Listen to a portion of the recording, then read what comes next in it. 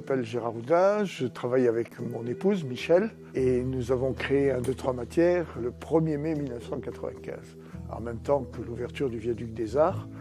Et nous avons profité de cette opportunité pour pouvoir monter une structure de peintres décorateurs.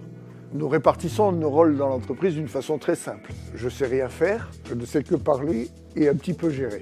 Et ma femme, elle, s'occupe de tout ce qui est technique.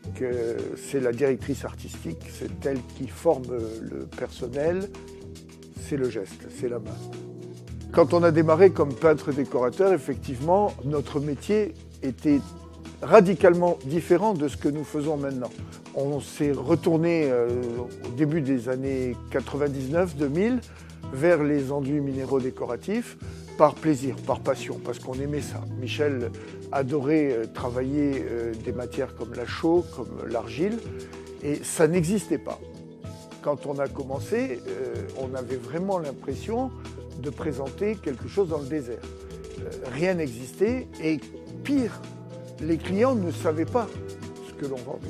Et quand je parle de clients, je parle de clients professionnels. Donc il a fallu qu'on leur montre et qu'on leur apprenne ce qu'étaient nos matières. Au niveau de l'apprentissage, c'est simple. Pour rentrer dans une filière d'apprentissage, il faut qu'il y ait un centre de formation pour apprentis. Il faut qu'il y ait un CFA. Il n'y a pas de CFA dans notre métier. Donc, si on veut former quelqu'un, il faut qu'on l'embauche et qu'on le forme en le payant. Comme ça met 2 ans, c'est quasiment impossible. Dans la mesure où c'est impossible, eh ben on ne le fait pas.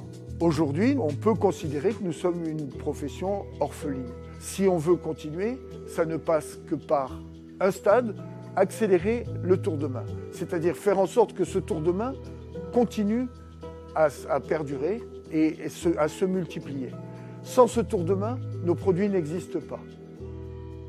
Du geste de l'artisan entre guillemets traditionnel vers le geste industriel à la façon seau sorti d'un grand magasin et application par tout un chacun pourvu que ce soit facile à poser, il y a une différence fondamentale, c'est la beauté du produit.